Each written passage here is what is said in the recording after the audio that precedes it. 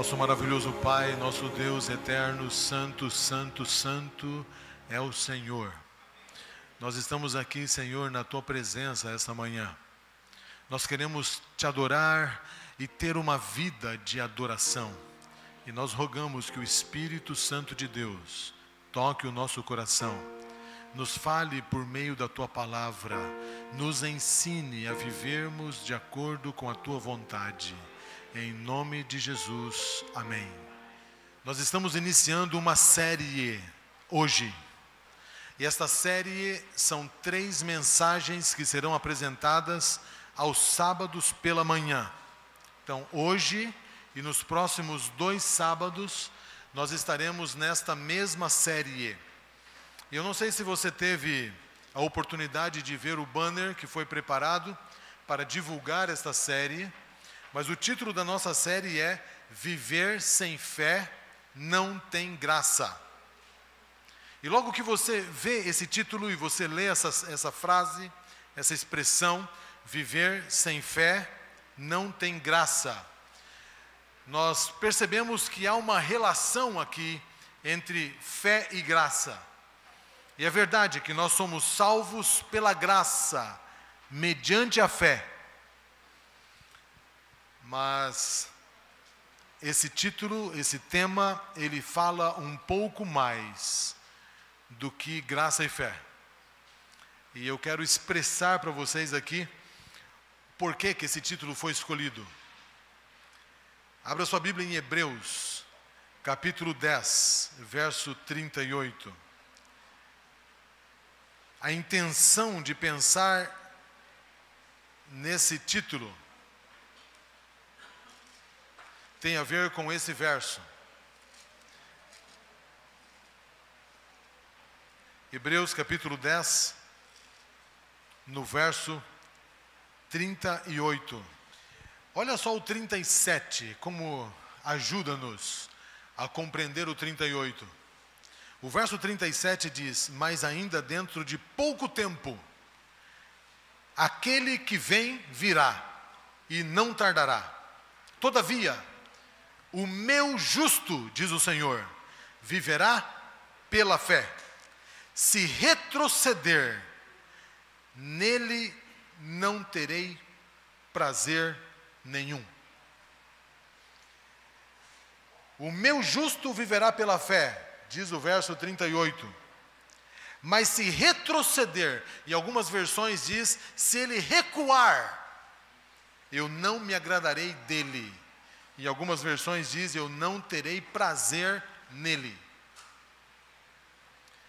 Em outras palavras, essa série Viver pela Fé mostra que esta maneira de viver, ou seja, pela fé, é a única opção que um cristão tem para viver.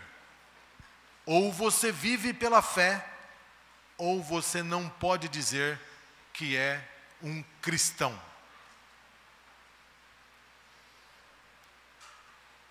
Esta mensagem de hoje mexeu com o meu coração.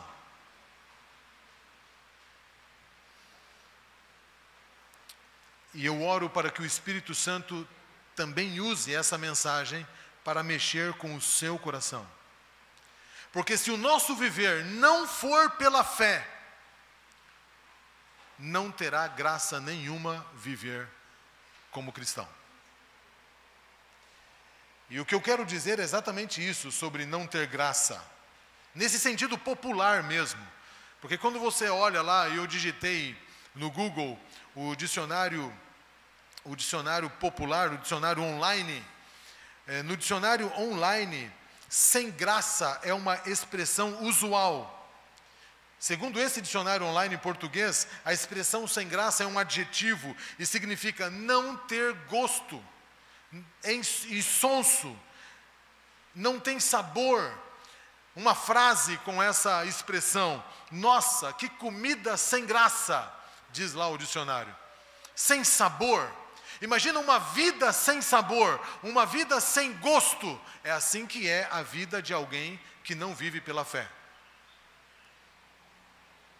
Segundo esse dicionário, sem graça é sem atrativos ou boas qualidades, que causa tédio, enfado, é algo chato.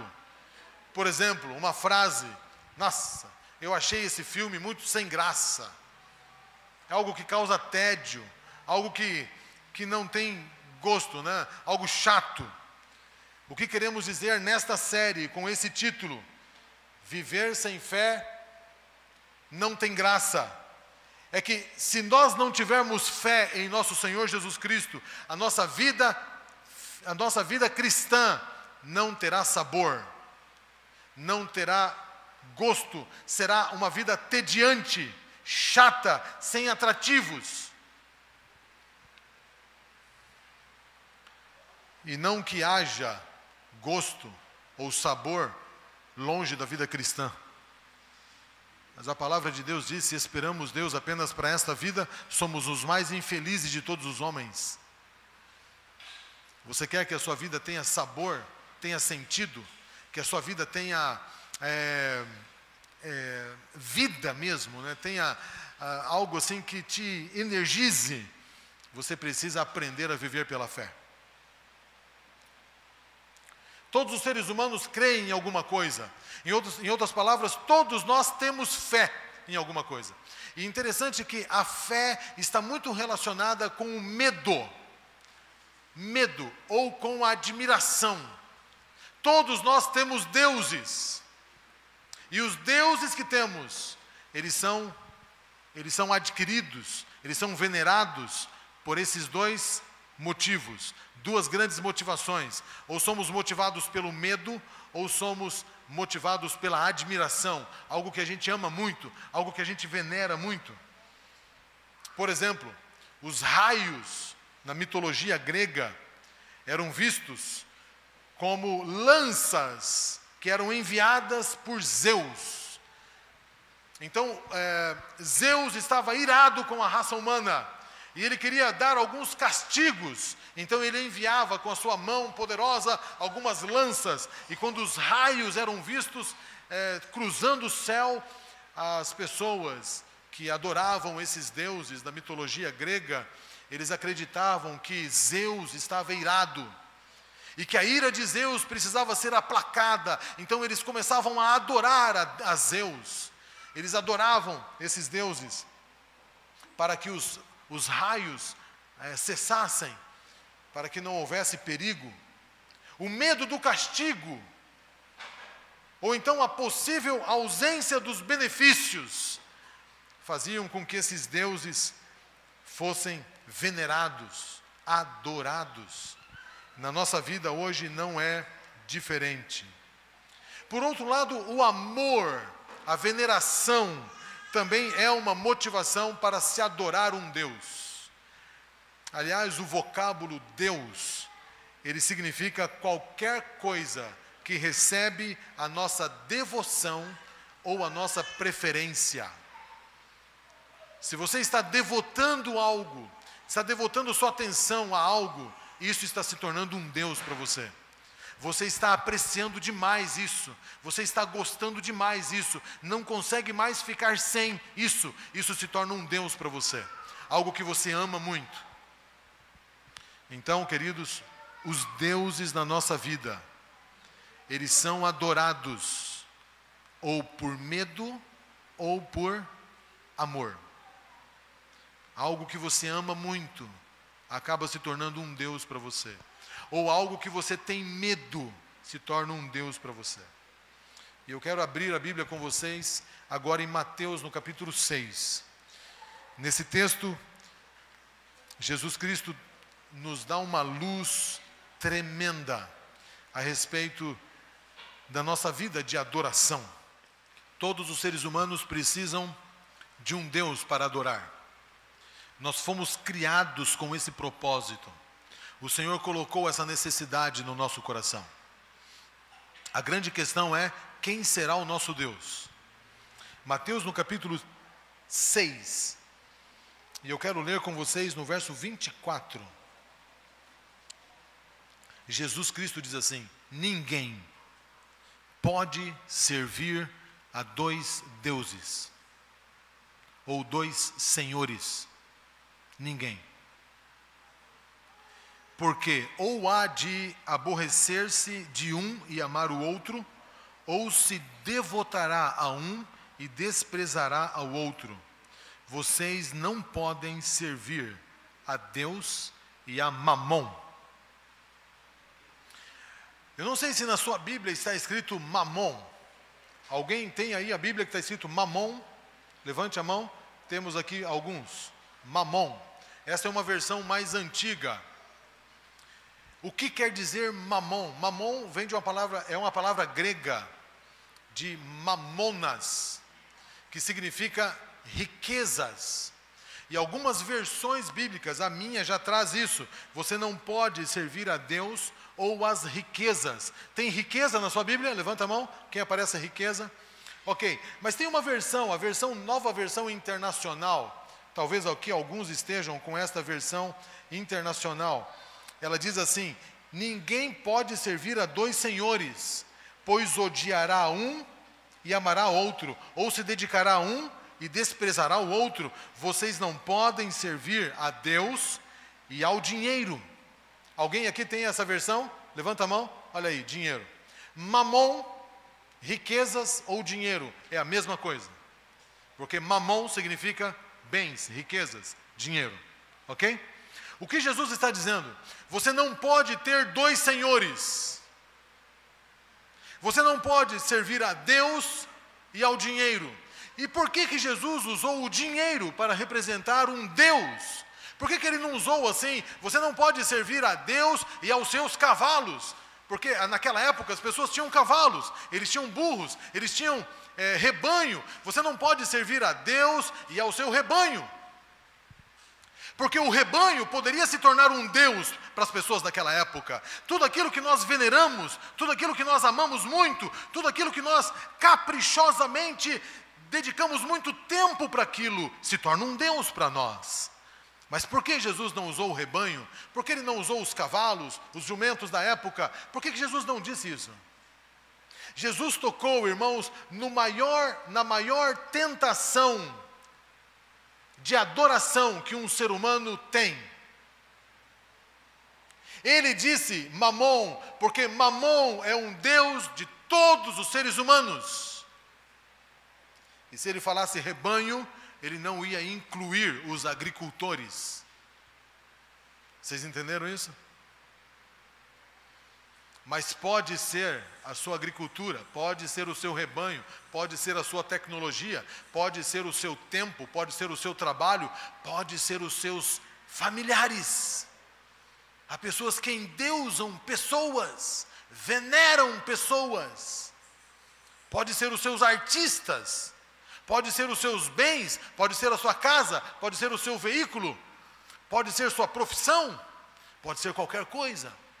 Mas quando Jesus menciona dinheiro, ele inclui todos os seres humanos. E por que o dinheiro tem se tornado um Deus para nós? O que eu acho interessante é que essa frase de Jesus, em Mateus capítulo 6, ela foi dita para seguidores dele. Ele disse isso para seguidores, para discípulos. Vocês não podem servir a Deus e ao dinheiro. Aquelas pessoas já estavam seguindo a Deus. Elas já haviam tomado a decisão de seguir Jesus, de adorar Jesus, mas ainda estavam com o coração dividido. E Jesus agora olha para eles. Pessoas que andavam com Cristo, mas ao mesmo tempo eram tentadas a também adorarem outros deuses. Essa frase aqui foi dita para os cristãos de hoje, que nasceram de novo, que já fomos batizados. Ela é dita para mim e para você. Pessoas que estamos seguindo a Cristo, já passamos pelo batismo, nós estamos aqui na igreja, estamos sentados nos bancos da igreja, está aí na internet acompanhando, com a Bíblia na mão. Nós somos pessoas que estamos caminhando rumo a Canaã celestial, nós aceitamos a Jesus, mas também somos atraídos diariamente por ídolos que produzem medo em nós. ou produzem um certo tipo de fascínio, de atração. Esta frase foi escrita para líderes e para pastores que servem a Cristo, mas ainda têm um coração dividido. Por que Jesus disse essa frase? Sabe por quê? Porque o dinheiro pode se tornar um Deus na vida daqueles que já aceitaram a Cristo como o seu único e verdadeiro Deus. E por que o dinheiro tem essa atração? Por que o dinheiro é tão atraente para se tornar um Deus? Porque o inimigo das almas, irmãos, o inimigo, o diabo e Satanás e os seus anjos, estão constantemente tentando os seres humanos a desenvolverem 3 tipos de medos. 3 tipos de medos. E esses 3 tipos de medos são comuns a nós, seres humanos. E o inimigo explora esses tipos de medo para produzir em nós uma adoração ao dinheiro, para aplacar estes medos e buscarmos segurança. E quais são esses 3 medos? Primeiro, necessidades básicas que precisam ser supridas. Nós temos medo que as nossas necessidades básicas não sejam supridas, que falte comida em casa, que falte água em casa, que falta gasolina para circularmos, que falta recurso para alimentarmos os nossos filhos. Nós temos medo. O inimigo produz medo em nós em relação às necessidades básicas essenciais. Segundo medo, o medo de não sermos valorizados pela sociedade, de não termos valor diante das pessoas. Nós temos medo de não sermos aceitos pelas pessoas. E o terceiro medo é o medo de coisas que estão além do nosso controle acontecer na nossa vida. Estamos constantemente pensando que poderá acontecer alguma coisa fora do controle, um acidente, um câncer, uma doença, alguma coisa que foge do nosso controle. Nós temos medo dessas coisas. E o que é que pode nos dar segurança em relação a isso? Qual é a solução para vencer esses medos? É aí que entra a grande tentação de todos nós seres humanos. E nesta manhã, queridos, por isso que eu achei essa mensagem poderosa para mim.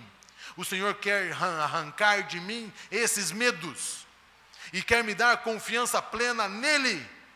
Ele quer que eu viva pela fé nele, porque o inimigo ele usa esses medos para fazer assim. Valmir, tem uma solução para você. Se você tiver dinheiro, Valmir, as pessoas vão te valorizar. Se você tiver dinheiro, as suas necessidades básicas vão estar supridas. Se você tiver dinheiro, você vai ter condições de enfrentar as coisas que acontecem inusitadamente na sua vida. Essa é a grande tentação do inimigo. E aí passamos a crer no dinheiro para a solução dos nossos problemas e não em Deus para solucionar os nossos problemas. Qual é a solução para esses medos? A solução do inimigo chama-se mamon, riquezas, dinheiro. Se você tem dinheiro, você se sente bem, você está seguro. Você tem dinheiro, você está tranquilo.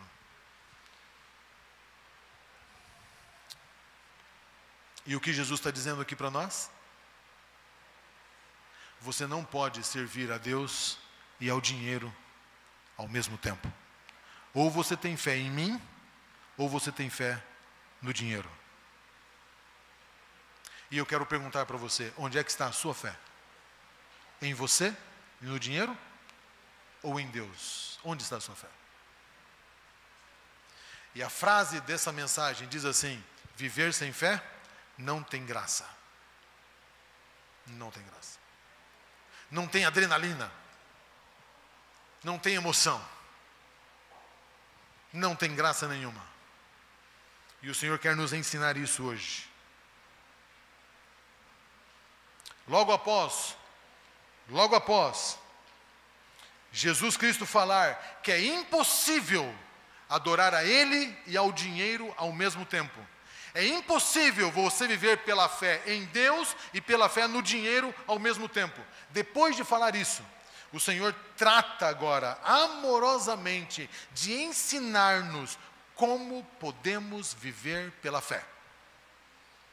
E eu quero continuar lendo então com vocês os textos seguintes. No verso 25, o Senhor trata aqui do nosso medo de não termos as nossas necessidades básicas supridas.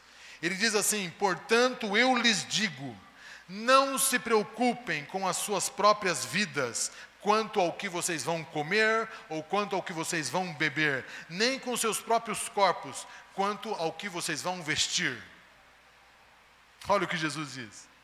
Ele está dizendo: eu sou o provedor de vocês.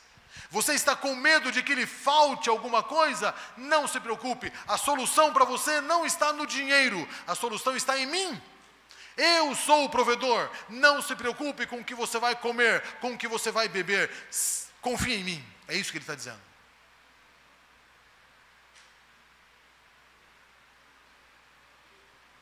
Li uma história de um rapaz universitário. Estava num restaurante com outros 2 amigos. E naquela conversa, no início da faculdade de medicina, nos Estados Unidos, esse rapaz era o único cristão que acreditava em Deus. Havia um outro cristão que acreditava no dinheiro. E havia um ateu na mesa. E a conversa foi para o lado de confiança em Deus. Início da faculdade, muitas coisas ainda por vir pela frente. Uma jornada longa. E naquela mesa surgiu a seguinte frase: Deus não existe. O ateu disse. O outro, que era um cristão nominal, disse: não, ele existe, mas nós temos que lutar. Nós temos que confiar em nós mesmos. Ele existe, mas não é assim. Não faça as coisas para ver. E aquele jovem cristão, o único que confiava em Deus, ele percebeu que o nome do seu Deus estava sendo ultrajado naquela mesa. E ele orou e falou: Pai querido, o seu nome está sendo debochado aqui nessa mesa. E em oração, ele foi tocado profundamente a fazer um desafio para aqueles 2 amigos. E com muita coragem em Deus, ele se levantou e disse: Deus existe e Ele cuida de cada uma das nossas necessidades. E enquanto os amigos riam, ele fez uma proposta e disse assim: eu vou provar isso para vocês. E ele tirou a sua carteira do bolso, e ele abriu a carteira e tirou tudo que tinha dentro da carteira e colocou na mesa. Havia 3 libras e 25 centes. E ele falou assim: eu recebi esse dinheiro dos meus pais, mas a partir de hoje eu vou dizer a eles não mandarem mais dinheiro para mim, porque não precisa mais. Eu não vou explicar para eles esse desafio. Só vocês sabem que eu não vou receber nenhum dinheiro, nem dos meus pais e nem mais ninguém. E não vou contar para ninguém que eu só tenho isso de dinheiro na minha carteira. E vocês vão ver que Deus vai cuidar de todas as minhas necessidades. Aqueles rapazes riram dele, foram para a vida, se matricularam na escola, e durante todo o curso de medicina, a escola foi paga, o internato foi pago, todas as despesas foram pagas por Deus na vida daquele rapaz. E ele conta no seu testemunho, pessoas que ele nem conhecia, dizia assim: olha, esse dinheiro aqui é para você. Eu estava em oração e Deus me disse que era para dar para você esse dinheiro aqui.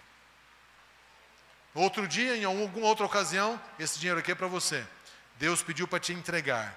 E Deus foi usando pessoas consagradas dele para entregar os recursos que aquele rapaz precisava. Teve uma única ocasião, disse ele, em todo o período da faculdade,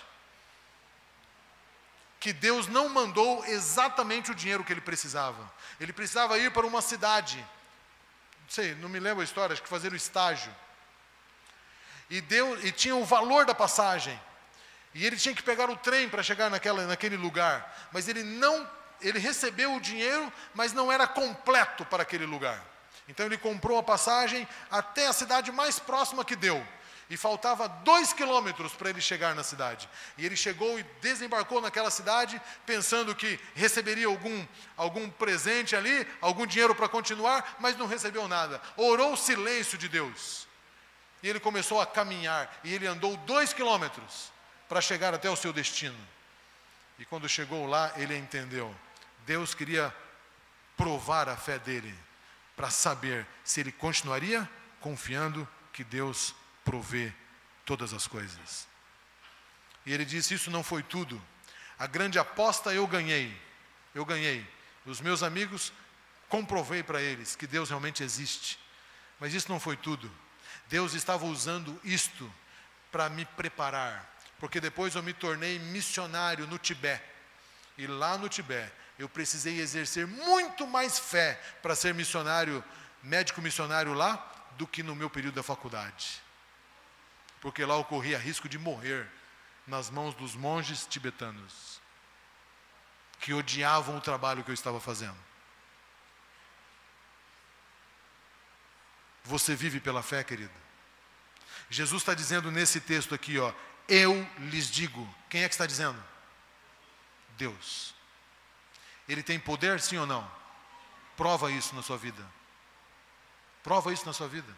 Se você acha que Deus tem poder, por que você se agarra ao dinheiro? Como se fosse a solução do seu problema.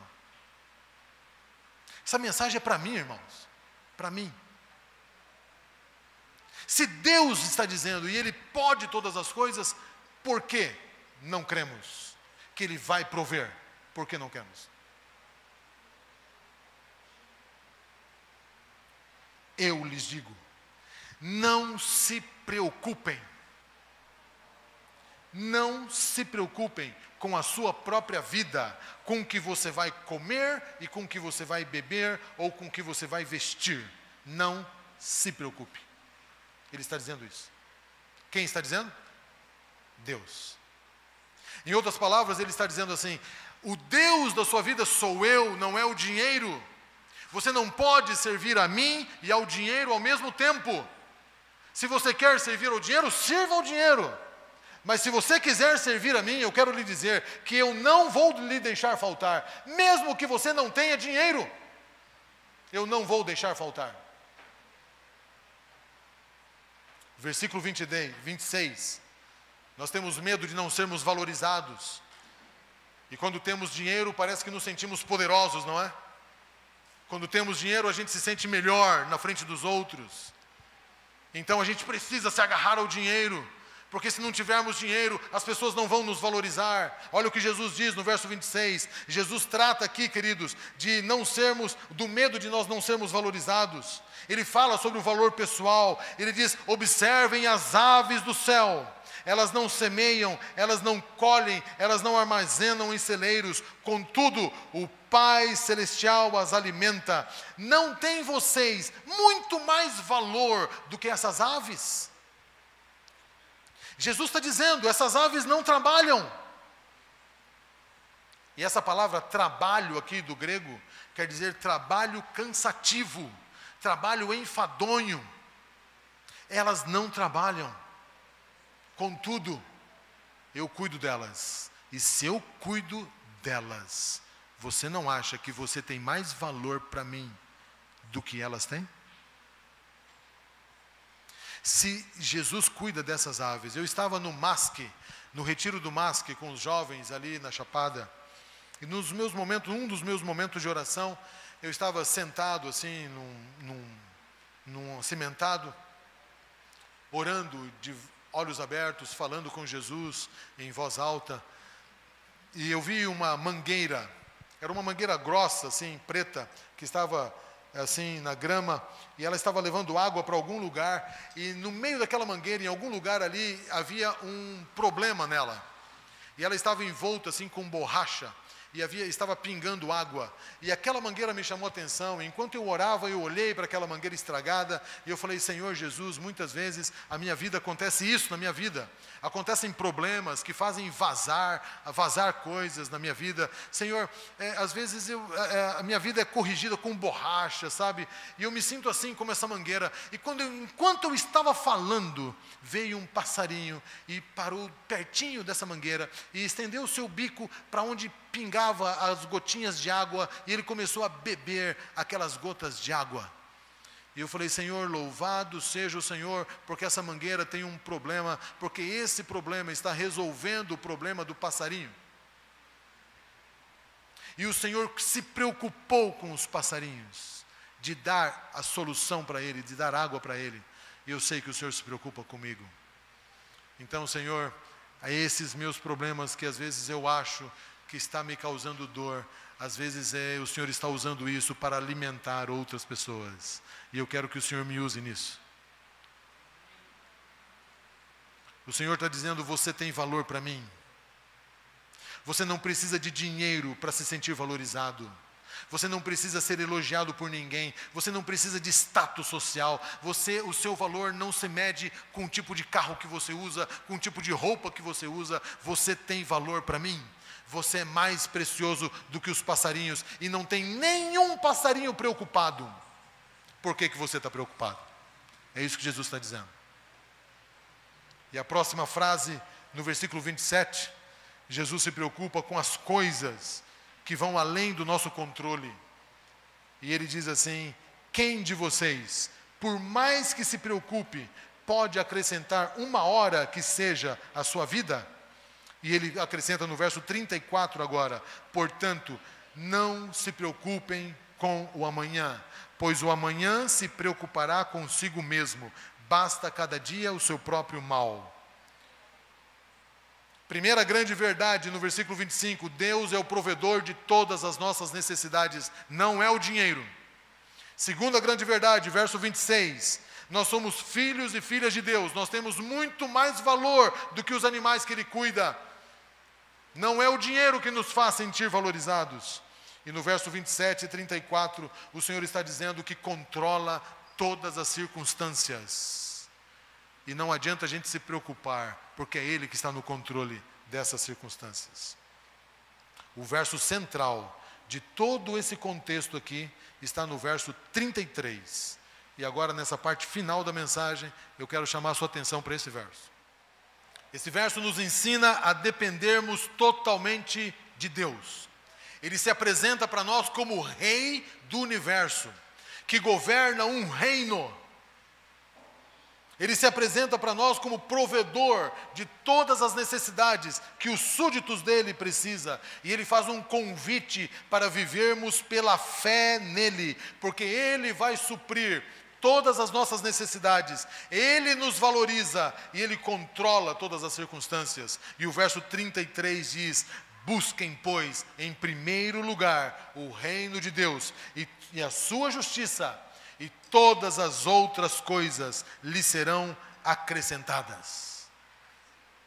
O que eu acho interessante é que antes de falar o principal que precisávamos ouvir, Jesus não minimizou, Ele não negou essas fontes de preocupações humanas que invadem a nossa vida, mas Ele mostra a estratégia certa para lidarmos com os nossos principais medos.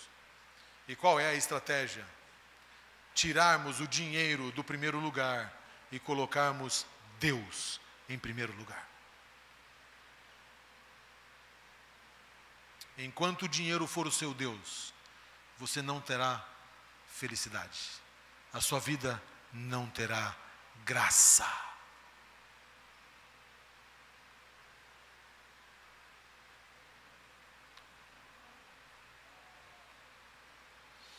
Um autor chamado W. Tozer disse o seguinte: quando Deus é exaltado de forma correta em nossa vida, 1000 problemas são resolvidos de uma só vez.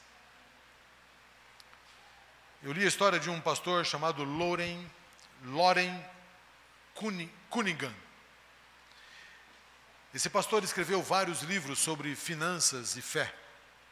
Um dos livros que impactou muito a minha vida. Ele diz que quando ele era missionário, jovem, ele foi para a Nigéria, passar 5 dias pregando o evangelho lá. Enquanto ele estava no carro com o seu anfitrião, o pastor daquele local, o pastor todo sorridente, feliz porque aquele jovem havia vindo para pregar durante 5 noites. E eles estavam indo, então, conhecendo o local, indo para o local, e de repente houve um estampido forte, um barulho muito forte, e o carro perdeu a direção. O pastor conseguiu estacionar e percebeu que o pneu rasgou. E aquele pastor, então, triste, foi trocar o pneu, colocar o step, e aquele jovem pastor, missionário, pastor Lauren, ele percebeu a tristeza do anfitrião. E quando retornaram para a viagem, a conversa já não era igual. Havia uma tristeza no semblante daquele anfitrião. E o pastor Lauren olhou para ele e falou assim: por que você está tão triste? Ele disse: porque eu não tenho dinheiro para comprar outro pneu. E os pneus aqui são muito caros aqui na Nigéria. E eles vão custar $45. E eu não tenho esse dinheiro. E na hora que o pastor disse: eu não tenho esse dinheiro, o Espírito Santo falou com o pastor Lauren, dizendo assim: você tem $45 no bolso. E era o único dinheiro que ele tinha. Mas daqueles 5 dias, ele iria para o Sudão, para passar mais uma temporada de missão naquele lugar. E ele precisaria do dinheiro da passagem, de alimentação e etc., estadia naquele lugar. E ele falou assim: eu tenho, mas é para missão, Senhor. E o Senhor continuou conversando com ele. E disse: missão de quem? É a sua missão. E de quem é então esse recurso? Dê esse dinheiro para comprar o pneu. E o pastor Lauren ficou pensativo.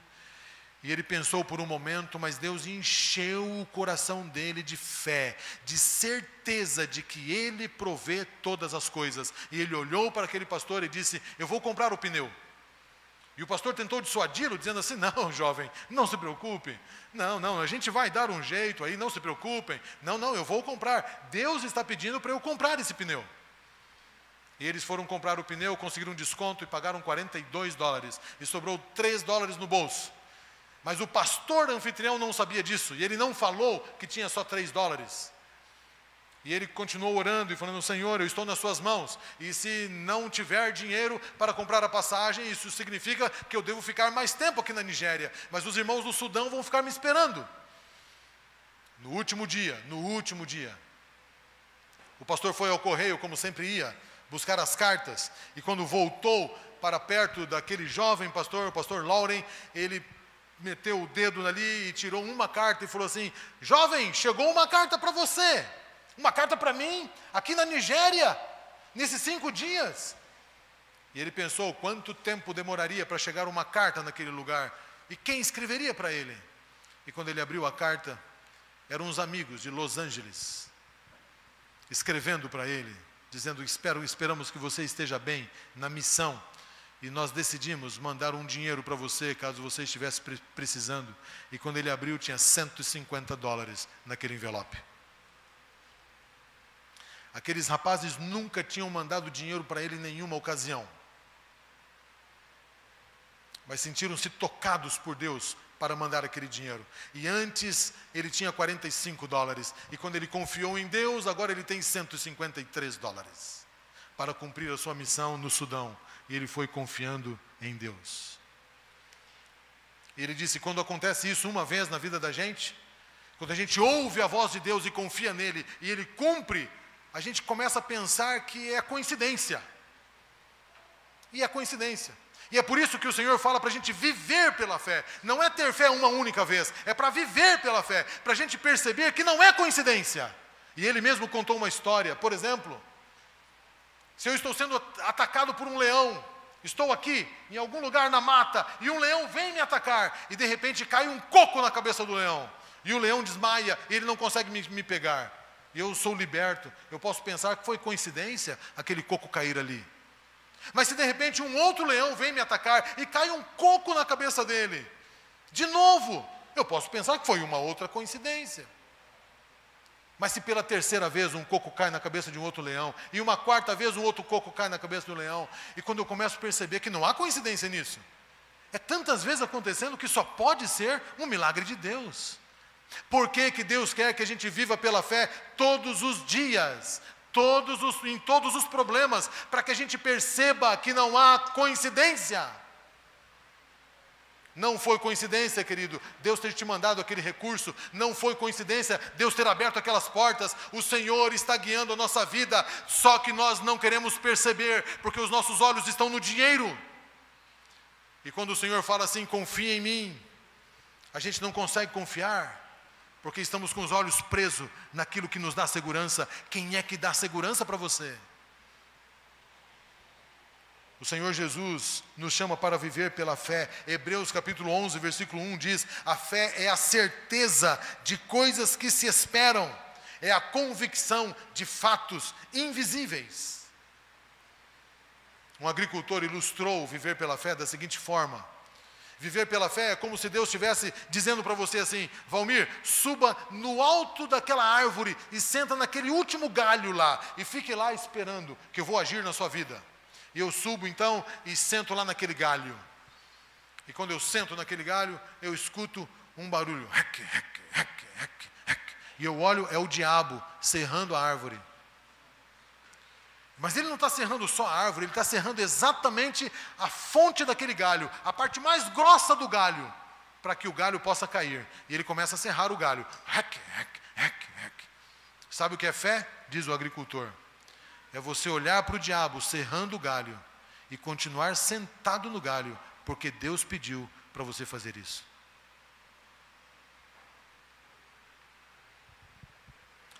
E sabe o que é fé? Disse ele. Quando o diabo termina de cortar, de serrar o galho, a árvore toda cai, junto com o diabo, e o galho fica suspenso, no ar, porque é Deus quem pediu para você sentar lá. Isso é viver pela fé.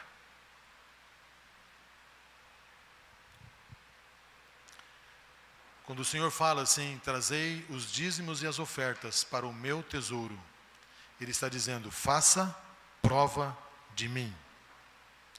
Se eu não vou abrir as janelas do céu e abençoar vocês sem medida. Mas na hora de separar o dízimo e a oferta, eu começo a pensar em todas as contas que eu tenho. E as minhas necessidades. E se essas necessidades não forem supridas, eu não vou conseguir. E aí eu sou tentado a tirar o foco de Deus e colocar o foco no dinheiro, como se o dinheiro fosse a solução para os meus problemas. Ontem separamos os dízimos e as ofertas lá em casa. Eu falei para minha esposa, é um passo de fé. Porque fazendo as contas deste mês, vai sobrar mês no meu salário. Eu já sei disso. Mas nós decidimos ser pactuantes em 10%. Já fomos no passado muito tempo. E agora voltamos com essa proposta. 10%. E quando eu separei os 10% de oferta, porque o meu dízimo já ficou descontado, eu já sei que eu sentei num galho que o inimigo está serrando, eu já sei disso. E o Senhor disse, Valmir, se você vai pregar isso para a igreja, você precisa viver isso. E final do mês, eu vou ver se Deus cumpre ou não cumpre as suas promessas. Eu quero convidar você a fazer o mesmo junto comigo. Não faça mais contas se vai dar ou se não vai dar para você ser dizimista e pactuante. Não faça mais contas assim. Deus disse, separe para mim, em primeiro lugar, o dízimo e a oferta. Separe para mim. E faça prova de mim, se eu não vou cuidar das suas necessidades. É Ele quem disse para fazer prova dele. Ele que falou. Ele falou. Ele vai cuidar das suas necessidades. Porque o seu valor não está no dinheiro, está com Ele. Ele cuida de você, como cuida dos passarinhos. Retenha o que é de Deus, e as bênçãos de Deus não poderão vir sobre você de maneira abundante, simplesmente porque você não conseguirá fazer bom uso disso, porque você não tem fé nele, que Ele dirige as coisas. Na semana que vem nós vamos falar sobre duas coisas importantes. Quais são os passos da fé? E por que tem ofertas que o Senhor não aceita? E quais são elas? A Bíblia fala que muitas vezes nós damos ofertas, mas Ele não aceita. E o povo de Israel, que dava as ofertas no altar, e ele se manifestava com fogo, o fogo não descia. E o povo começava a chorar. E eles choravam, dizendo: o Senhor não está aceitando a nossa oferta. Ele não está aceitando. E o Senhor declara claramente por que Ele não aceita. Tem oferta que a gente traz aqui na igreja, coloca na salva, e o Senhor não aceita. E você nem está percebendo isso. E você fala: Senhor, mas eu estou dando a oferta, por que o Senhor não me abençoa? E Ele vai dizer para você semana que vem, por que Ele não abençoa? Porque a sua oferta está sendo dada de maneira errada, e Ele não aceita essa oferta. É melhor você não dar do que dar errado. Entendeu isso? E é por isso que Ele diz: quem é que pediu que você trouxesse isso? Quem é que pediu que você trouxesse isso? Eu não quero que você traga mais. O Senhor diz assim, Ele joga duro. Semana que vem vamos estudar sobre isso. Mas o apelo de hoje é que eu e você vivamos pela fé. Vivamos pela fé. Olhe para a frase de Jesus: trazei todos os dízimos e ofertas e faça prova de mim. Faça prova. Nós estamos no começo do mês. Você acabou de receber o seu salário ou vai receber até o dia 5. Separe os dízimos e as ofertas. Se quiser esperar até a semana que vem para separar a oferta de maneira correta, espera até sábado que vem, que eu vou explicar como você vai separar a oferta que Deus aceita. Separa o seu dízimo e sua oferta. E no mês que vem, você vai saber se Deus existe mesmo ou não existe na sua vida. Mas não dá mais para você viver assim, achando que Deus existe, mas tendo dúvida de que Ele existe. Não dá mais. Querido, Jesus está voltando e você tem dúvida de que Ele existe. Você tem dúvida de que Ele se manifesta. Você tem dúvida de que Ele vai prover para você os recursos que você precisa. Você tem dúvida e por isso que você não é fiel. É hora de jogar fora essa dúvida e fazer prova dEle. Faça a prova dEle. Seja fiel nos dízimos e nas ofertas e você vai ver. Há uma canção. Essa canção ela fala sobre entregar a vida a Jesus como entregando a um mestre da vida. E nessa canção, a cantora que vai cantar diz assim: a minha vida é do meu mestre, o meu coração é do meu mestre, o meu caminho é do meu mestre, a minha esperança é do meu mestre. Queridos, tudo que nós temos precisa ser do nosso mestre, tudo que nós temos. E enquanto essa canção é cantada, faça dela a sua oração, dizendo: Senhor, a minha vida é tua, eu estou entregando para ti agora. Me dê fé, Senhor, me dê fé, me ajude a crer na tua providência. Viva pela fé, irmão, porque se não for pela fé, não tem graça.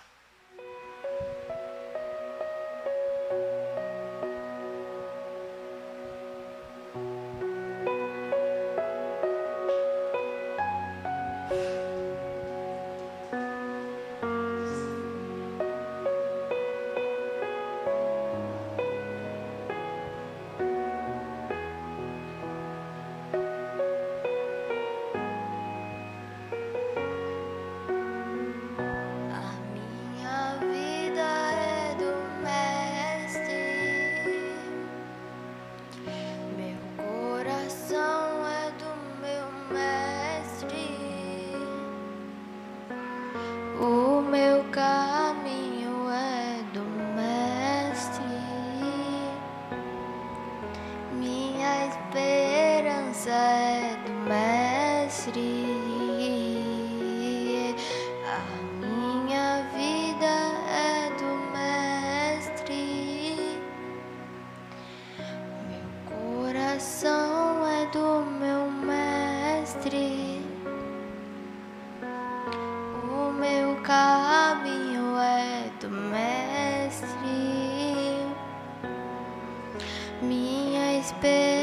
esperança é do Mestre. A Deus eu entreguei o barco do meu ser e entrei no mar afora. Pra longe eu naveguei, não vejo mais um cais, só Deus e eu agora.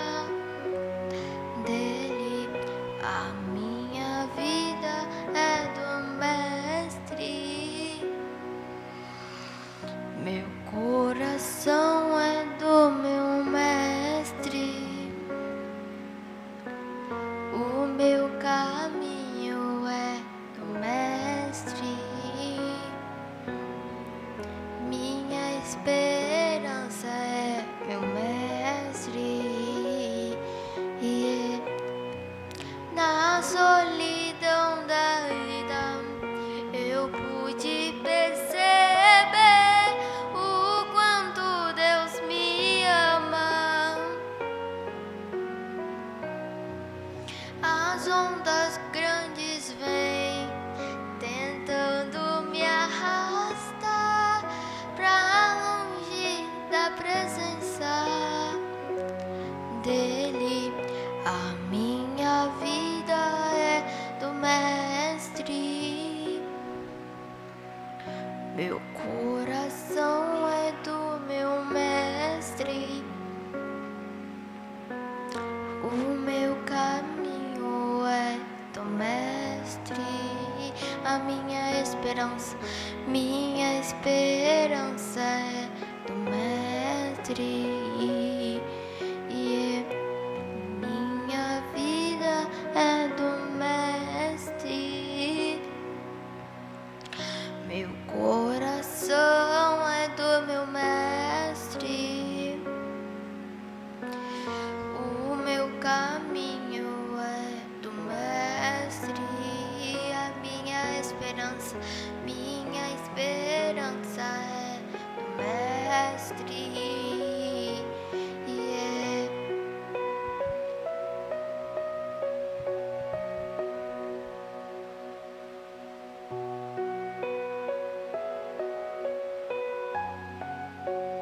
Todos que estão em casa ou aqui na igreja, fechem os olhos e pensem na volta de Jesus.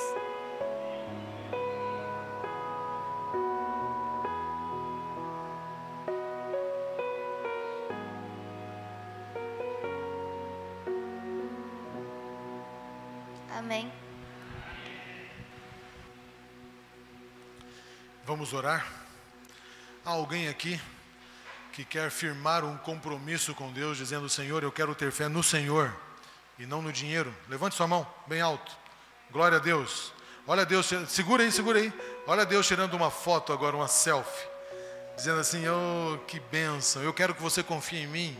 Eu quero ser o Deus na sua vida. Deus quer ser Deus na sua vida.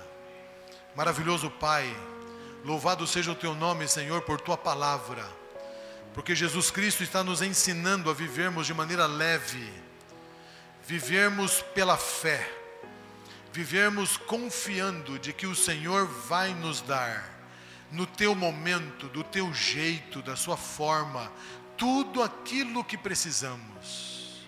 O Senhor não nos deixará faltar a comida e a água. O Senhor não nos deixará faltar a roupa para vestir. O Senhor suprirá todas as nossas necessidades. Em Cristo Jesus nós nos sentiremos valorizados. E em meio às circunstâncias adversas, nós teremos uma rocha firme para nos sustentar. Ó Deus de Pai, ajude-nos a sermos fiéis ao Senhor com os dízimos e com as ofertas, confiando de que o Senhor é o nosso provedor. Que ninguém desta igreja seja falho nesta questão, ó Pai. Que todos nós sejamos fiéis ao Senhor e a tua fidelidade para conosco seja experimentada no nosso dia a dia.